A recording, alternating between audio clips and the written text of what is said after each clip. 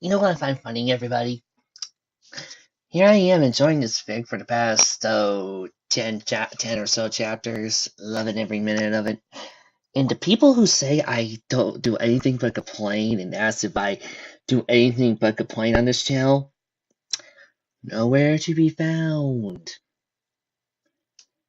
Yeah, nowhere. They don't show up, don't comment, they don't even mention a dang thing. Other than that, I riff a fic that I hate.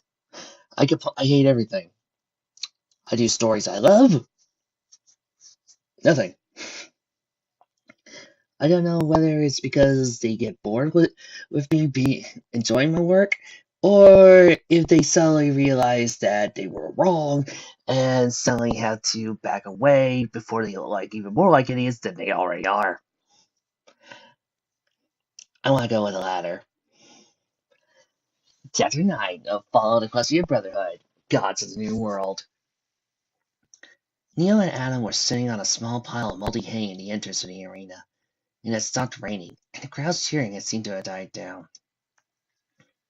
Neil had his metal arm around his brother as they waited for Jim and Jab to stop talking on the other side of the entryway. They spoke quietly about trying not to let anyone but themselves know what they were discussing. Let's have it happen to— oh, you'll never see those again, chop, crap.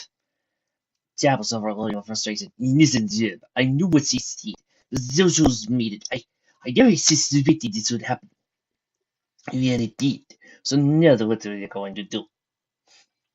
Jab was looking at the ground, deep in thought. Then a sigh gave him his answer. He's simple. We killed him. Jim pulled his head back with surprise and looked at Mosley. Killed him? Yes, killed him. That's not the way we operate. We get ponies to do that for us. I mean, really, are you just going to kill them? He said with a slight stutter. Jim pulled his head up and looked at his brother with a green look. What would they do with 500 cups anyway? It's not like they really need them. Chip looked over to his brother for a moment and looked at the two recently declared Iron Horse City champions.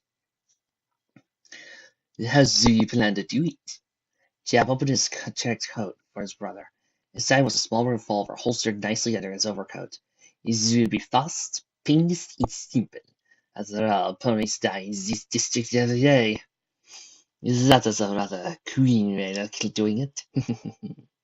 Indeed, after all, you shouldn't send a mark to do a simple job like this. Joining the soft laughter. Jib was stiff and pale as a frightened surprise looked in his face. This is a job. He stuttered madly as he started to tremble. Jab was still in his good mood as he looked at him oddly, with his eyebrow raised. What? You have something on my face. Look behind you. He turned around with a cocky smile on his face. It can't be anything too serious. He turned around and had the terrifying expression his brother had. It was a zebra, clad in dark plates that were attached to his body by leather straps. Some of his darker stripes were painted red, and a black blindfold with two white dots painted on where he should be. On his flank was a black tiger paw, and at his side was two box-shaped pistols, and a long jagged knife with spikes on the outside of the grip. His voice was dark and smooth, like the very voice itself. I hope you were not thinking of killing those two boys over there, were you? You didn't know what less later. The two whipped stallions were very using. He snorted at them, continuing, Good. Because if you touch even one hair on their heads, I will personally make sure you never see another day as long as you should live. Jeff fixed his coat real quick to try and conceal the gun sight. No, in fact, he was just talking about giving us their pay for the fighting in the arena. Yes, that's what we were about to do. Yeah, what he said. Jeff added. He just looked down with a blank facial expression. I hope so, for your sake. He just stood there for a moment, looking at the terrifying zebra with forced grins. Well, he stated, leaning closer to them. They both shook their heads before Jab answered him. Oh yes, the payments. It was slipped my mind. Tim and Jab marched away from him with very unconvincing smiles. Once they were out of his way, their grins turned to sour frowns. Neil and Al looked up to the two stallions that offered for them to fight out there in the beginning. Neil looked up at them with a glint of hope in his eyes. What is it? Jib and Jab looked at each other with disappointed frowns before returning to the two brothers that sat in front of them. So, with a heavy, depressing sigh, Jab answered, "Then, here's your pay, as promised." Jab pulled out a large brown sack that rattled and jingled merrily as he sat it down in front of them. Neil now looked at the bag. "This is our pay you promised?" Adam asked curiously. They both nodded. "Yes. There are 500 cups there, just as promised." Neil and Adam got up. "I'll take you the bag into Neil's saddle bag." "Thanks. Now, if you excuse us, we'll be going," Neil said with a smart smirk. The two tan stallions hung their heads low and did not answer. Neil and Adam started to walk off back out to the bridge that connected the Arts District with the arena, before they were stopped by an armored zebra. "Stop." She looked at him oddly. "Yes?" Adam asked quietly. "I am Chief Bloodstrider. I am the commander of Tiger Company, and I am quite impressed with your performance today in the arena. It would please me if you would give me your names. I would like to know who did what many could not." They both felt a bit of small shock of fear at the words Tiger and Company. To them, he looked like he was ready to murder them right on the spot, so they tried not to look scared or intimidated. "I'm Neo. This is my little brother, Adam." The strange zebra approached the two calmly and slowly. They both backed away a bit before stopping. He put a hoof on top of Neo's head. "You're Neo," he said with a kind smile. Then he walked to Adam. "You are Adam." Adam looked up at his hoof before looking at his eyes, which were covered by a black blindfold. "You can't see, can you?" Adam muttered softly. The stranger just stood there for a moment before speaking. He ignored Adam's comment and continued. "You two won in the arena, and as such you've gained mine and Tiger Company's respect. If you boys need help, then just ask, and we will answer." He turned away and started to move away from them. Neil stepped forward and stopped him. "Wait!" Zebra turned around with a small swing in his movement. Have you seen our mother?" Adam's ears were up. You heard where she is?" He nodded. "Yes. She is not in this city. That much I can tell you." Zebra swiftly turned around before continuing the path he was on. Adam wanted to ask more, but he did look like he didn't want to be bothered. Pissing off another gladiator was the last thing him and Neo needed. Neo looked down at the cold metal floor for a moment, before turning back to the bridge. "Adam, we need to talk to Lucy." Adam followed him closely. "I can only imagine what you want to talk to her about." "Yeah, if she's not here, then we need to find out where," he said with a straight face. The breeze was cool and crisp as they moved over to the honor district again.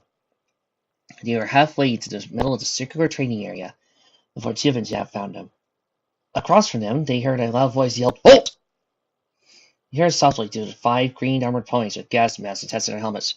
"Halt!" the middle one called out again. They just looked at the group as it approached them. "We're famous already," Neo chuckled. "Maybe they're going to congratulate us," Adam added with a sullen chuckle. As the guards approached them, the middle one, who seemed to be leading, had slightly different armor than the rest. His green-plated barring had red paint along the edge, his sides, and middle of his armor. Even down to his tail, he had a long, silver braid attached to his dark blue tail. At his side was a normal 10mm pistol holstered in a brown, roughly made holster. The other ponies around him each looked like guards that he had seen before with normal green armor, gas masks connected to their helmets. Each soldier carried either a normal-looking, worn pump-action shotgun or a small rifle of some sort. Guards halted in unison 5 feet from them. They all stood at attention, not moving a single muscle. Adam and Neo eyed the strange guards pony with an odd look before speaking to them. "Can I help you?" Neo asked with a straight facial expression. He just stood there before answering, voice muffled slightly by the mask he wore over his face. "Yes, High Lord Vladimir of the Iron Health Legion requests to meet you tonight at Iron Tower." Adam and Neo looked at the ponies behind him for a second, before returning to him. "What for? Did we do something wrong?" He shook his head. "On the contrary, he requests us to commend you for killing the Manticore." Adam looked over the conversation for a moment. "When does he want to see us exactly?" "He stated he would send a card for you at your living quarters. He also requested you tell us where you live so he may send for you when he is ready." Adam stepped forward. "We live in a shack in the commerce district." "Where exactly? Indeed, an exact location. So please, a card about where it is specifically." Neil pulled up his pit book and looked for Lucy's home, which he marked on his pit book map. There, it's right there, he said as he showed the guard his pit book screen. Noted, thank you. As I was listening forward to your arrival. With that, he gave a swift salute before turning to the others in the group. Adam stepped forward and called out to him before they started walking. Wait! Neil blinked down. Adam, what is it? Adam turned and said to his brother, I want to ask them something real quick. The guard turned back to him. Yes, what is it? We have a tight schedule, so make it quick. We need to buy a scout for a sniper rifle for a friend. So, it shouldn't be too much trouble if you could please tell us where to buy one? He pointed to a hole full of shack in front of him. Go ask her. She sells rifles and a touch pistol down.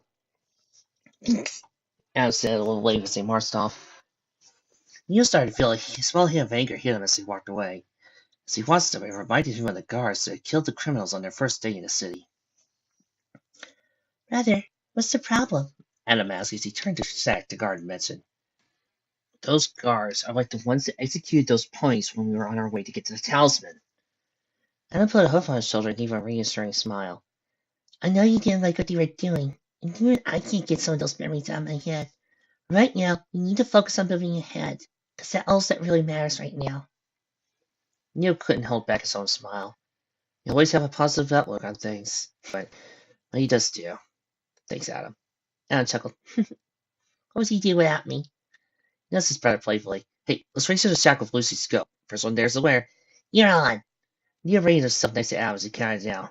3, 2, 1, go! They both dashed to the shack, and the guard had mentioned that you could finally find, aimed by the scope, that they originally set out to buy.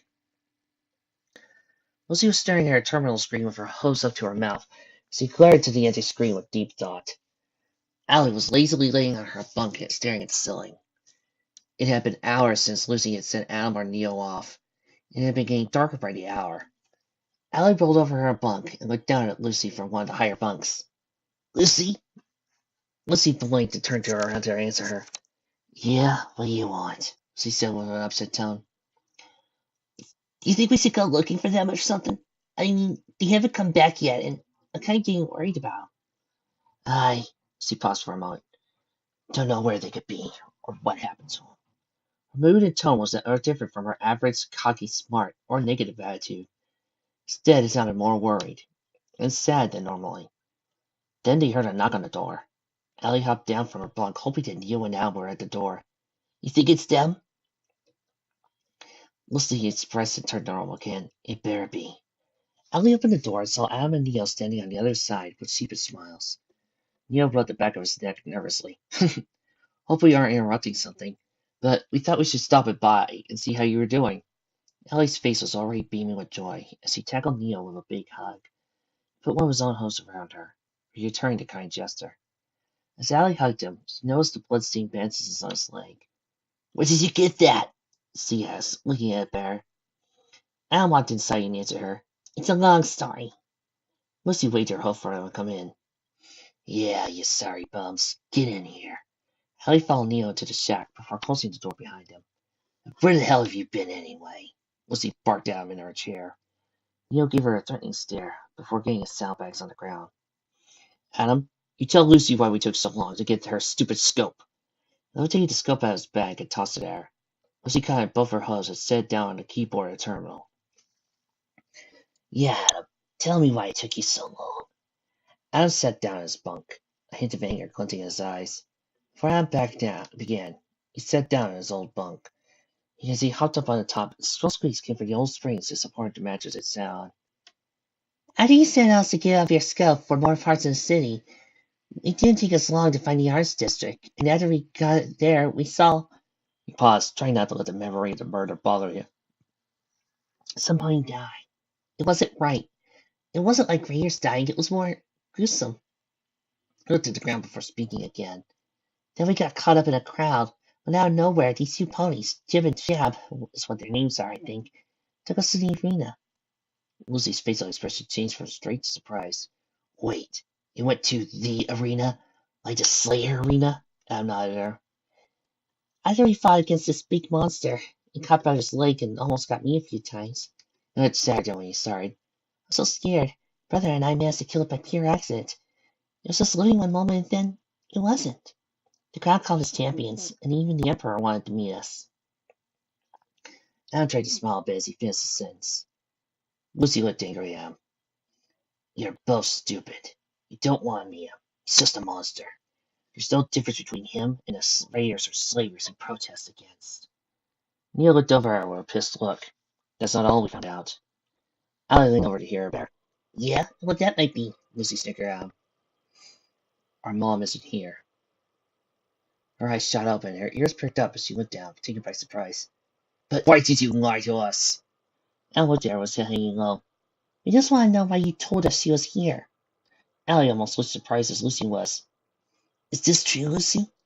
Lucy looked down shamefully. Yeah. She muttered softly. Lucy took a deep breath from her mouth and looked him in the eyes. Your mother works for the Steelhoof Coalition. Her job is to run some special project somewhere in the Providence. Frankly, I'm not even 100% sure where she is. Neil gritted his teeth as rain subsided inside him. And you thought it was a good idea to make us do free labor for you? She came over to say, a sigh. Listen, I have a plan. One that will get you to your mom eventually. And it... Neil hopped up from a bank of blinding rage. Do you think I'm going to fall for another one of your lies? Your lies almost got me and my little brother killed twice. The next thing me or Adam needs is another one of your stupid plans to kill us. He was breathing heavily before as he tried to count down. Why should we believe anything you say anymore? Adam put his hoof on Neil's shoulder.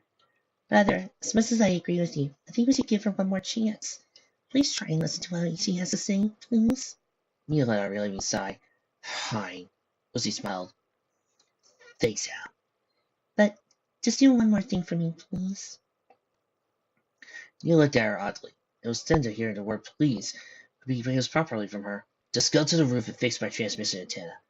Then I'll tell you my plan. Al looked up to him with a hopeful face. Please, brother? Neil put his hoof on Al's head and rumbled his mane playfully. Okay, I'll do it, for once. Neil looked at her curiously. Lucy, why do you want me to do it? She turned to her chair and looked around so she could sit back in it. Thought about sending Adam, but Susie tells me you'll do a better job. Neil shrugged. Then what's the problem? The code files are out of place. So I was actually trying to fix it from here before you guys show up. Neil started to make his way to the door. I can fix that, no problem. This plan of yours better not be another lie, though. Lucy gave him her usual cocky smirk. Don't worry, I think you'll like this idea. This time I can promise you I'm not lying. She crossed her heart with her right hoof. You have my word. Nero gave her a small nod and left her to do the task he was given. He went outside alone into the cool, crisp night. The gentle breeze tickled his coat as he climbed a small ladder that was attached to the side of the building. A few points in the pathway in the front of the shack splashed in the puddles that reflected the light from the colorful lights of each building. However, in the most recent version of this game, some of the puddles have disappeared, leading to some of the players and some of the complainers to say that the designers were downgrading the visuals. To which I say, this joke's going to become really old really quick. I hope this plan of hers is worth it, he thought to himself, as he positioned himself in front of a small tin piece of wire that came out of the roof. It was a little cooler than normal outside. He could see his breath from a small puff as he breathed in the cool, moist air. Attached to the antenna was a small green terminal screen. Press a small red button on the side to turn it on. And almost instantly, the small green screen flashed up with a listed number of boxes, listing names of random stations. He pulled his pip buck, went to the stations on his pip buck, and compared the ones on the terminal with his. Oddly, the signals he got were significantly stronger than he had last seen him on his first day inside the stable. Then he found the main station the most sounds were seen to be on, and helped connect it. No wonder Lucy gave me this. It's almost easier than storing files in the archive, he thought to himself as he watched the screen bring up a loading box. Now I just have to wait for it to connect when I'm done. He then heard a voice call out next to him. Hi! A soft voice next to him. Holy mother of the goddesses! He screamed as he felt his heart so with surprise. It was Allie on the other side of the roof across from him. I'm sorry, I didn't mean to freak you out or anything. Shoving his chest as he tried to calm down from the shock Allie had caused him. No, it's fine, but... His voice trailed off. How did you get up here? Why are you up here? She just giggled. I was helping Lucy set it up inside. I decided you shouldn't be alone up here, so I came here with you. Neo scratched his head. Okay, but how did you get up here? She cocked her head sideways with a gentle smile. There's more than one ladder on the shack, you know. Neo chuckled a bit. Well, thanks for coming up here. I managed to figure out what the problem was. Now all I need to do is wait to connect to the station. Allie moved up to him and sat down next to him. She got close enough it was almost like a snuggle as she looked up at the colorful city that surrounded them. Neo joined in and looked at the round of the beautiful city. Besides all the terrible things that happen here, it still holds a certain beauty to it. Allie nodded. Yeah, it's so peaceful at night. She scooted over to him. In a way, it reminds me of Mayton. Sometimes, during the Mayton Day celebration, you put out all kinds of colorful lights. Sometimes it doesn't even feel real, it's just magical. I can only imagine what that's like. Because back in the stable, we didn't really celebrate anything except the occasional birthday. And even those aren't very memorable. She laughed a bit. Life in the stable isn't all it's cut out to be, huh? Neil smiled at her. Nope, you usually just go to work, eat, sleep, and repeat. Not much to do other than that. She tickled a bit at his answer. Neil looked at her with an eyebrow raised. You never told me why you really decided to come with us. She looked down at his eyes, deeply gazing into them passionately. I just wanted to see a city and Neil saw past her excuse. I know that's not the real reason. He chuckled a bit. You tell me. I'm sure it's not anything worth hiding. She took a deep breath and looked at him. She stuttered. Yeah, I love you. Neil looked at her with a shocked expression. Wow, that was straightforward a bit. Neil got a big smile on his face and started to laugh loudly. What's so funny? She asked, raising an eyebrow. He settled down before answering her. I love you too. Naturally, I've liked you for some time now. I just didn't think a girl like you would like a guy like me, and he was stopped by her pushing his head into hers as both lips met. He felt something warm, fluttering since ceased and flowed through his body as he savored every second of the wonderful kiss. After a few more seconds, he let go and looked down, her eyelids halfway down. You need to stop talking to be quiet more often, she giggled. He was speechless. That was the first time a real mare actually wanted to kiss him. The only kiss he ever got close to getting was a kiss from some drunk mare he talked to at a party when he was younger. But this was real. It made him feel 100 times better about everything. The anger, confusion, and hate all led to a simple gesture of affection. He shook his head, trying to focus again. Wow, that was good? More like amazing. They both laughed at his answer. Neil, how much longer until it's done connecting? He looked at the screen, then back to his pip-buck.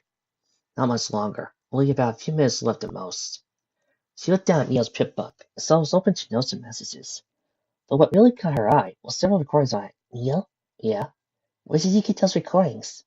Then his pip-buck again. Looked at the list of recordings left by that pony who lived in the old apartment complex back in Undercity. I almost forgot about these. I found them in a terminal in the old apartment complex. I thought I should download them and listen to them later. She snuggled up next to his warm body. Well, we have a few minutes. Let's listen to them.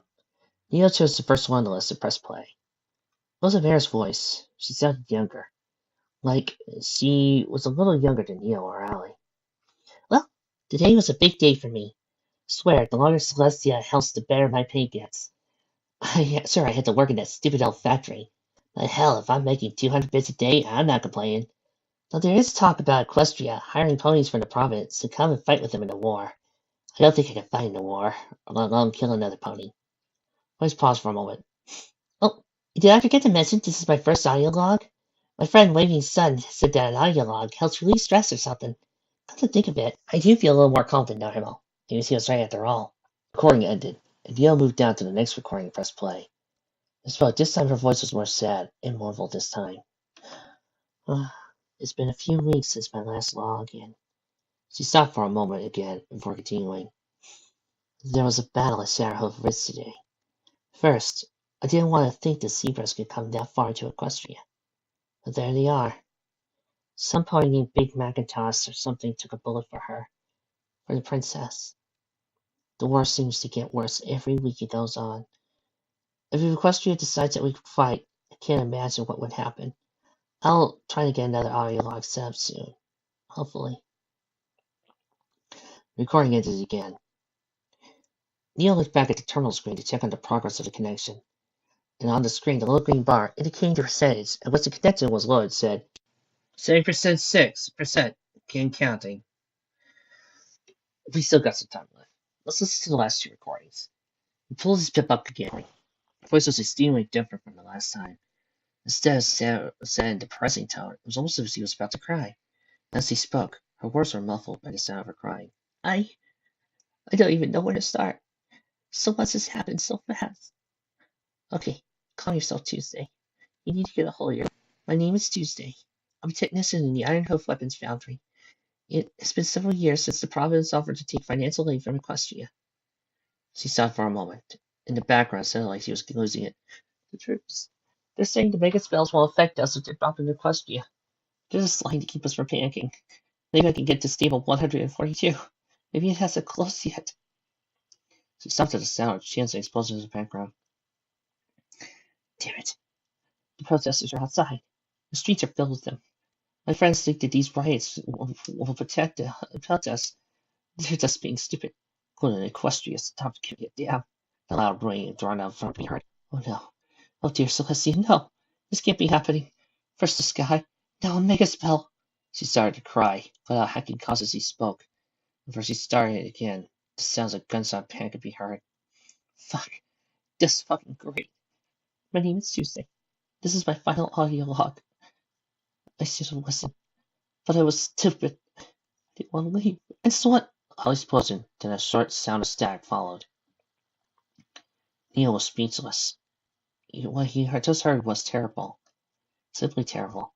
I was thinking about what it would be like at the moment when everything in the world was just gone. It was gut-wrenching. Ellie hung her head low as she paid respect to the owner of the recordings. It sounds like he was just trying to get by in hard times. Nobody deserves to die like that.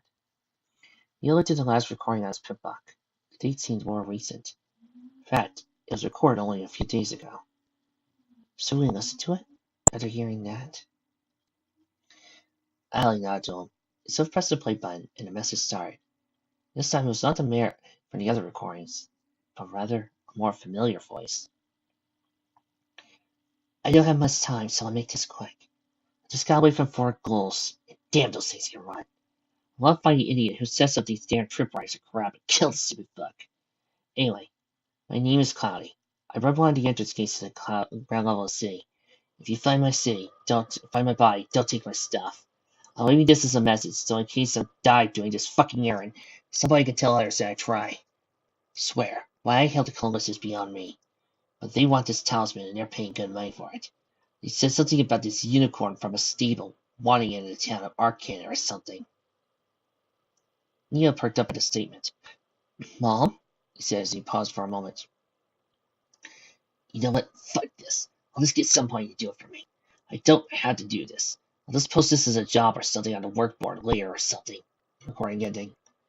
A voice from the front of the building called out to the two on the roof. Hey, you up there! You and Allie turned around, looked down at the unicorn stallion. Nicely decorated cart. Looked up to him. Yep, what is it? You replied, dropping a hoof. Let me take a piece of paper in front of him. Spot on it. I'm here for the tune from the arena. This the right place? Yeah, you got the right place. Okay, then. He put the paper in a small bag, and then cleared his throat before speaking. He spoke with a rather pompous tone. His Majesty, Lord Fathermere, because the Lord is with you at once, I have been sent to take you to the tower where he resides. Adam and Lucy heard it from the inside and came out to inspect what was going on. Who the hell are you? Lucy said, eyeing the pony with a pissed glare. I'm Rickshaw. I take the ponies to the destinations in the city via my cart, he said, placing his left host on his chest in a dignified manner. Adam called out for his brother with his host cut to his mouth. Brother, we need to go. 1 sec, I'll be right down. Looked at Ellie again with a pleasant look on his face. I'll be back soon, I promise. She nods to his shoulder. You better be. Don't keep us waiting like you did last time. Don't worry about it. It's just a meeting. Be back in 2 hours, tops. Alan was practically bouncing in his seat as he passed by a huge, magically lit neon buildings that seemed to tower endlessly into the sky. Neil liked looking at the new section of the city, even if the ponies glared down as they went. The cart they were in didn't bump or shake as Rickshaw masterfully pulled it across bridges, and across the tops of buildings. The cart they were in was probably the nicest cart they had been in so far. It was decorated in soft velvet red cloth that felt soft and silky like a newborn foal. The entire chart itself was a piece of art, with golden details on its sides, curved edges, and four wonderful sleek steel wheels that supported it. Slowly, the city around them started to change. It was becoming less crowded, as the buildings could be seen as they continued. Finally, they came to the last building in front of them. Beyond them was a dark, circular field that exposed the ground level in all its horror. All around the field was the rest of the beautifully lit city. It was clear as to where they were now, because they were at the very heart of the city itself. Rickshaw came to a slow stop at the gate, connected to a long, dark iron bridge to the only buildings in the center of the dark field. The building towered higher up than any he had seen before. Its large spotlights displayed it like a trophy from a case. From the top to the bottom, the building was separated into two segmented pieces that seemed to get smaller as the tower got higher. One of the most notable features was the large gassing hole that seemed to connect to the large iron bridge that spanned across the dark abyss below. The last most notable thing about this building was the four large green flags draping over each side of the building. In the center of each flag was a dark black horseshoe, and equally a black star that matched its center. There were several largely built ponies in dark green armor. Only these ponies wore armor that looked more like a knight would wear instead of a soldier. Their eyes glowed a sickening yellow, and the helmet that they wore had long tubes connected to the heavily armored body of the wearer. One of the ponies that came up to Rickshaw with a battle saddle armed. "State your business, Commodore." Rickshaw levitated a small piece of paper he had earlier, showed it to him. He glanced at the paper before circling the air pony to the gate. Then, with a bow, he backed away from the cart. "I'll inform His Majesty of your arrival. Enjoy your stay," he stated before returning to his post. The trip across the bridge didn't last long. Once they were across the rickshaw, cocked his head to the passengers. "What the hell?" Neo and Adam hopped up the cart and searched their surroundings. They were in a massive room, with large pots with glowing gems filling them. Small golden elevator shafts lined the back wall, the inside of the building. As they looked up, they saw more of the same flags hanging from the high ceiling that towered several stories high. "Oh, my Celestia, we're in the House of Souther." Oh, wait, that's many child slaves. I'm sorry. We're in Shin's house, aren't we? "Hello there. I hope you don't mind. I was just mourning the loss of the girl that I stole from my former best friend. Some days you just gotta realize that all people want are just power, and those of us who have ambition." Kill 'em. Police with robes and the normal dress guards marched around the area in an orderly manner. But alas, the most admirable piece of the interior was a large iron statue of a magnificent unicorn stallion standing proud on a copper pedestal. Matthew looked at the details of the figure. It was clear to them that both whoever the emperor was a very high form of life. At the bottom of the plaque, with a engraving on it, "I am the beginning and the end of the new world, for I am its new god." No, the new god of the new world is Rao. Deal with it. Adam looked up for his brother for answers. "Brother, what do you think it means?" Neo gave him a puzzled look as he's saying, "I don't really know, Adam. Your guess would be as good as mine, though." They both flinched a bit as they were taken by surprise by a guard with the same red stripes down his middle. "Are you the ones His Majesty sent for?" They both looked at him and nodded in unison. "Good then, please follow me." He turned around and made his way to one of the few golden elevators that had stopped at the bottom. The two brothers followed right behind him and waited as several ponies left the elevator in front of them. "Please guess first," the guard insisted with a swift motion to the elevator. Honestly, they entered the elevator first before the guard followed behind them. Pressed one of the many golden buttons on the control panel in the elevator. Then, with a tiny ding, the doors closed and the elevator shot up the shaft to the higher floors above. It only took a few seconds for the elevator doors to reopen again. The floor they were on was much more different than the first floor, which was now below them. In front of them was a long hallway, with a ceiling that was decorated with a variety of artistic figures and chandeliers. The guard pointed to the end of the hallway where was left hoof. "Just go through these dark doors to the end. Once you're there, you'll be in the presence of His Majesty, so it would be wise to act respectful in his presence." Neo and Adam gave him a cold nod before he went back to the elevator. The ding softly rang as the golden doors closed behind him. Looking down the hallway, they trotted at an even pace as they admired the amazing architecture of the building. But what they found most intriguing was how amazingly clean the whole place was. In fact, it looked brand new, like time itself had no effect on this stunning place. Once at the door, Neo nervously knocked on it. Before Neo could touch the door, it creaked open slowly, and the same smooth voice from the sprite bots called out to them from inside the room. Please, do come in. It sounded welcoming, in a creepy sort of way.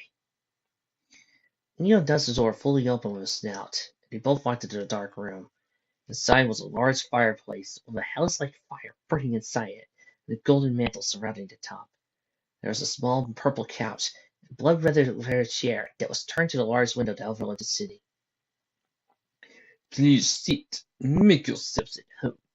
Called the voice from the chair. Adam trotted over to the couch and jumped on it enthusiastically. He bounced a bit before sinking into the comfortable seat. Brother, you really should try this thing. It's so... He wiggled around it to try to get more comfortable. So... He finished wistfully. Neo shrugged and decided to join him. After all, he did say to make themselves more comfortable. The chair was turned in front of the couch the two sat on. Neo cautiously looked at the chair across from them, as he too enjoyed the amazing couch. Both their ears perked as they saw the chair slowly turned around. Hello there. I take you inside the couch. The fellow who was speaking was larger than the average unicorn stallion, with a pure red coat and a flowing black mane draped across his head and neck. He was middle-aged, so the occasional silver streak mixed in with the rest of his dark mane. His horn was significantly bigger than most unicorn ponies, and he looked more healthier than any pony he had ever seen in a wasteland. So I take it you're a red-eye wannabe? Oh, so you heard of my brother? I am High Lord Vladimir the Hound of Reason, He said in dignity. Neo and Al bowed their heads slightly in respect, but he stopped it before they started. Please, do not bow. They lifted their heads again and looked at the unicorn, smirking at them from his chair. Sir, shall we begin? He said, lifting a small glass of wine that was on a small nightstand next to him. Adam and Neo looked at each other and gulped quietly. Although they turned around, at first they were happy, in some ways thrilled to meet this papal emperor. Now they were actually here. Looking at him only made them nervous. Please, don't be shy, He said in a smooth, calming tone. I'm Neo, and this is my little brother Adam. The pleasure's mine. He stopped only to focus on their pit bucks. What is it, though? Adam asked out of curiosity. He took his gaze off their pit bucks for a moment to answer. No, it's nothing. Though it would be nice to know which stable you came from. Now he's writing the statement. You know we came from a stable? But how? Neo stuttered. I could tell just by looking at you. He took a small sip from a glass he was levitating next to him. You two look too healthy to be born and raised out here, and those two bit bucks look far too new to be used. They both started to look at themselves to see what he meant by clean, because they clearly hadn't had a bath in several days. What made it worse was that they even looked more filthy than some of the ponies in the Arts District. And I do apologize if my pet meant to injure you. He looked at Neo's wound on his leg, and glanced at it before looking back at the red stallion. But I'm sure you gave my pet a proper punishment for it by killing the damn beast. Neo now smiled sheepishly. You didn't mean to kill it, honest. It was just an accident that I killed it after I tripped. Nonsense, he said, shaking his head. Does it matter that you killed it by accident or not? What does matter is that you in fact killed it. So, since you did kill it, I'm going to make you a deal. He grinned at him wickedly. I want you two to become captains in my army. You'll have a good place to rest, decent pay, and the better the food. He took another sip of the wine. All you need to do is say yes. It's as simple as that. They looked down and thought. And even though the offer sounded nice, that would mean they would have to become just like those ponies who killed those criminals in front of a whole audience. I don't know. Adam scratched his head. Brother, what do you think? He recalled the whole scene on the first day in the city. It was just as clear as vivid as the day he was there. He has a straight, serious face. I'm sorry, but the answer is no. The Unicorn lay back in his chair with a disappointed look on his face. What about you? What's your answer? Neil and Al looked at each other and clearly knew what the answer was. I'm sorry, but I'm with him on this. He grunted. Pity it really is. You're not mad, are you? Not at all. I thought I respect your choice. They both had a puzzled look. Really? Indeed, really. He got up from his chair and moved to the fireplace, carpeted floor. Golden flames danced and moved like mystical dancers. You know, there truly is a lot of history within these old buildings. Neil and Adam just let him finish. These buildings are made of refined dark iron, or at least the structure is. Placed a hoof on the side of the fireplace. It's amazing to think that at one time, ponies lived in these without fear, without having to look out onto the sad world. I envy them, I really do. Now, he nodded his head to Neil and Am. Do you believe the gods still live? The two brothers were taken aback by the random question, but they already know the answer to the no. The stable records say the goddess died almost 200 years ago. Neil said, recalling the fairy records had held this information. Vladimir chuckled. That you are right. They are dead. He took another sip of the wine. Do you two know what happened in this world? They shook their heads. Well, let me be quick. He paused and looked down in front of the fireplace. Shadow cast an ominous figure against the wall behind him. 200 years ago, a weapon of great power was created. A weapon of mass murder meant to destroy all forms of life on this planet. There was a war. A typical little war that turned us into something horrible. Something evil. Eventually, our own greed and hate gave way. We ended it all those many years ago. Neo spoke up. The mega spells? Yes, the mega spells. He turned around back to the flames. It was then the world ended. And though all the ponies of this land and others might have died out, the building survived. They were preserved, and eventually awakened to live out their purposes once more. So there was some kind of war. In the end, both sides used mega spells on each other? Yes, Neo. And with the end came a new beginning. Because the mega spells were meant to clean the hate and filth of our world. But instead, it cleansed the world and everyone else, leaving only the very thing it was meant to destroy. Why are you telling us this? Neo asked, leaning against one of the outer couch. Because very few ponies out here understand what really happened. Why I do what I do. What is it that you do? Adam added. What I do. I have started a path that will pave the way to a brighter new future. He's fully standing now. He has a small spark of energy he didn't notice was there before. For 60 years I built this empire, and once I finish thinking this providence, I will move on to becoming new master of Equestria. And then the world, of course. Adam leaned down. This guy is crazy, he whispered. Adam laughed quietly when his brother said. Vladimir didn't seem to notice his little laugh and continued. I've risen to the top so that any and all who live a life much like it was back in old times. And when that day comes, I will be god to this new world. Okay, this guy's totally nuts, Neil thought to himself as he listened to him. Though, there are others that share my idea of a new world. You could say it could be a battle of gods.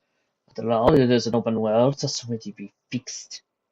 He got back to his chair and poured a new glass of wine. But enough of my dreams. What is your goal in this world? You must have something you want to do.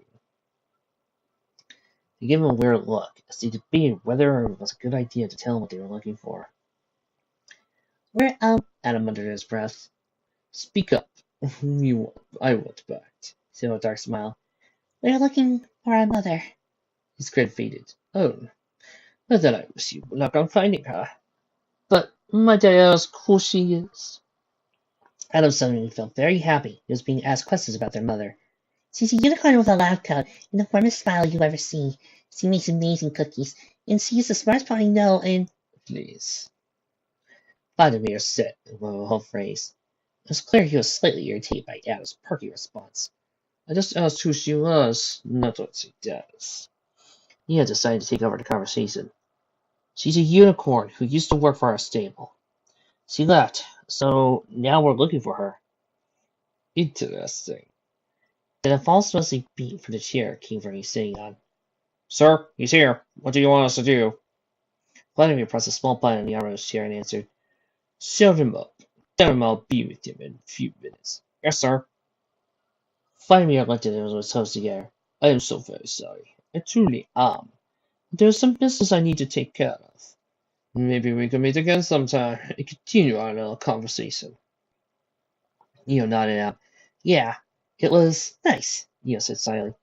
Al nodded in agreement. The door they came through opened, and the same guard from before was standing in the doorway. Look, he said, looking at the soldier behind him.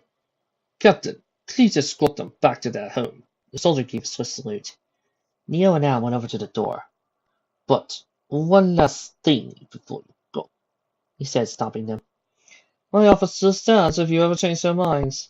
We'll think about it, Neo said before turning his back to the hallway they came from. The door closed with a loud echo that rang throughout the room. Vladimir's face went straight as he took another sip of the wine. If those boys who I think they are, then they hold the key to winning this game, and they find out who they really are and who she is, then this could complicate things. He looked back at the flames. But if this all goes according to the way I planned it out, then I should find out, even if they don't work directly for me. The door on the other side of the room opened with 3 ponies standing in the doorway. Sir, you brought the mercenary like you requested, said one of the green armored soldiers. Without turning, he replied, Good. Mercenary, step forward so we may talk. The mercenary trotted over to him, with both guards standing on either side of him. We found him at some bar, kissed up on some mares before we brought him here. Does he even fit under the requirements? The first soldier nodded. He's Equestria born, willing to do the work. He's not well known in the province, sir. Vladimir chuckled. Good. But get on mercenary, confirm all this. He nodded at him. The mercenary was tall, with blood-red stripes down his neck and legs. His coat was a dark jet black. His mane was blue, just as dark as his fur. He wore a long black trench coat that hung over his sides. The many leather holsters and small pouches on his body were empty, and a rough old gas mask hung from his neck. Vladimir turned his head slightly to him. When you're a Pegasus too. Just makes things interesting. The mercenary just ignored his statement and shrugged. Yeah, whatever. As long as you get the caps, I'm willing to do anything. I'm sure you are.